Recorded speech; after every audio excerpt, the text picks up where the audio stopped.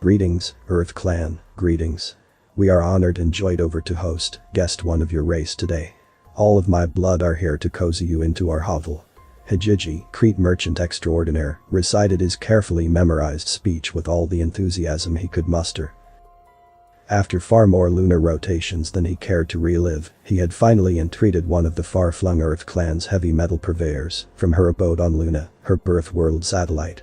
His Celia fairly fluttered with anticipation of the profits this meeting would produce. Human and Crete were strangers in culture, but twins in economy. Both races were the renowned experts of the spiral in AI programming, transportation-related industries, and personal armaments. But while the humans hailed from a system notorious for its mineral and elemental wealth, resources of which they were murderously protective, as the now extinct Lavine blooded found when they attempted to set up a secret mining facility on Neptune. The Crete came from a low-gravity world in a spar system and had to dredge their resources from sullen gas giants and rambling asteroids. All that was going to change, and Hijiji was determined to change it.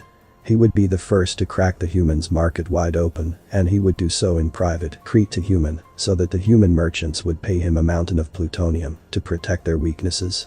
Weaknesses Hijiji had paid a great deal to uncover and exploit. The human was a female, a matron of her kind. Hijiji was uncertain of the particulars, but he knew that humans were far more selective of their blood groups, and this female would have direct authority over perhaps a few dozen humans at most. But financially, she was a titan. Janus Industries was the premier mining and manufacturing corporation of the Sol system, and Helen Janus sat securely at its helm. Hijiji drank deeply of her presence. Her body hummed with heat, casting a ruddy orange glow throughout the room to his infrared-sensitive wattles.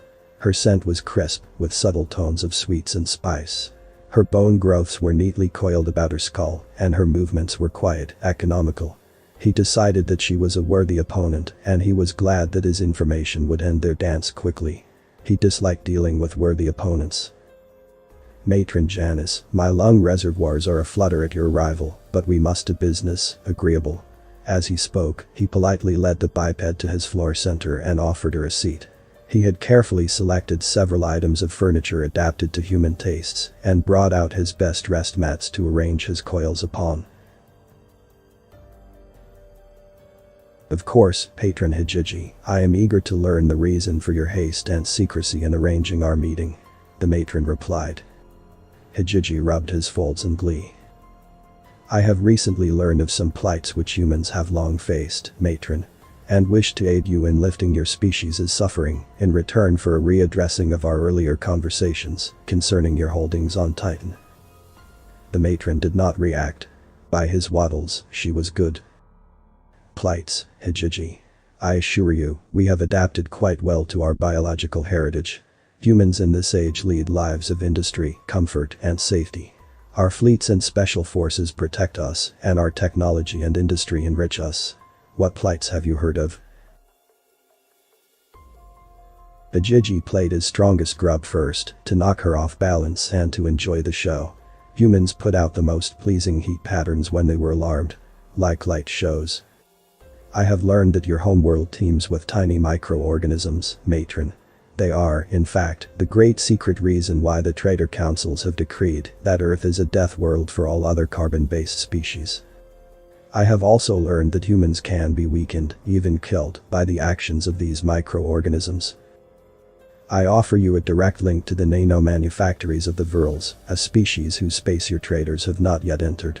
Their creations could surely wipe your planet clean of this pall and render it into a paradise. Hijiji waited, curling in anticipation.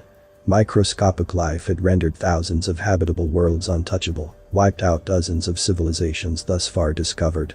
Humanity was unique among the galaxy, as far as anyone knew, in having evolved and ascended from a world riddled with those terrors. No wonder they had guarded their homeworld secret so closely. Who would want to trade with a species that may sicken and drop over dead at any minute? The matron, however, remained a calm orange presence. She huffed oddly for a minute, a reaction Hijiji could not interpret. My dear patron, I thank you deeply for your concern, but your assistance is not required. By his blood, she was unfazed. Why not, matron? Your world languishes in pestilence, why not wipe it clean? He entreated, confused. Your research is incomplete, Hijiji. Yes, our world is populated with bacterial and viral life forms, and yes, these species can harm and kill us. But humans have evolved to coexist with most of these life forms. Why, they are a critical element in our digestive system. Even now, my digestive tract carries dozens of different species of microorganisms, billions in total. We have symbiotic or non-contentious biological relationships with many of these beings. And the ones that seek to harm us. Human medicine has studied them for over 3,500 years. The matron tilted her head, rearranging her mouth parts in a display he recognized as a confidence mask. We mastered our world, Hijiji. It is a source of strength to us, not a weakness. Hijiji, merchant extraordinaire, was stunned. Frozen. Terrified even. To think that humans not only evolved on a hellish death world, full of microscopic predators, but adapted to them, to the point that they coexisted in her gut, was appalling. He could not form a reply, and so the human pressed on serenely.